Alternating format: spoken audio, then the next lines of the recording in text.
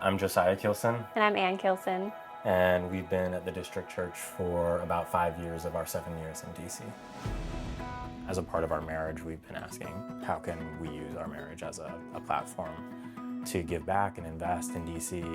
When the pastors and leadership of the church began talking about Multiply, I think it just immediately clicked for us that this is, another opportunity for us to be a part of God moving really big ways in our city. And so it was really interesting to have discussions about Multiply alongside discussions about a really big investment about where are we going to settle down in this area, where are we going to buy. And we did end up buying a home just down the street from the ministry center, which was totally a God thing. I think a big part of that decision was us wanting to be close to our small group and not wanting to give up that just that proximity to our community that has meant so much to us over the past 5 years.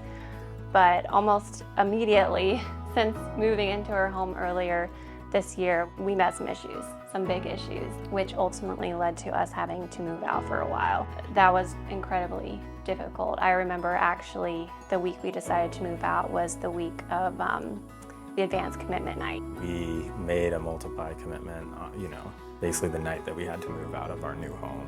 It was just a jarring experience because immediately, as soon as we moved in, we smelt some things, immediately knew something was off, and ultimately talked to a couple of folks, and it was clear that the neighbors that we share a wall with were cooking drugs. And Anne has asthma.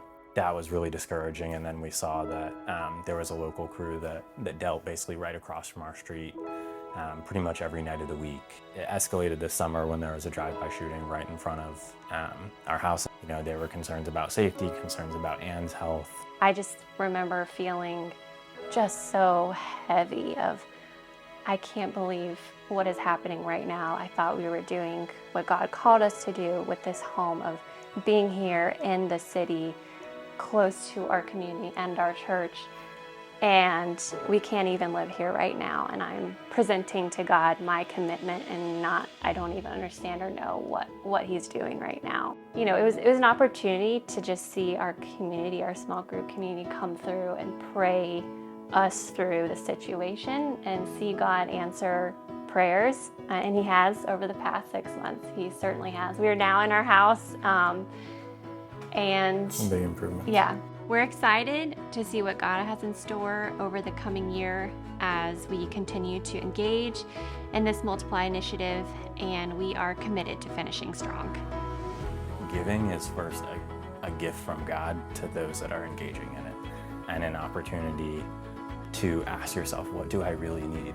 What ways am I depending on God, or am I just assuming this is another thing I got in my spreadsheets and in my planning and all, I would just encourage others in the church to trust God and ask, what does He want to teach me in this season, by giving up things that maybe are hard, or trusting that He's going to do more than I could do myself.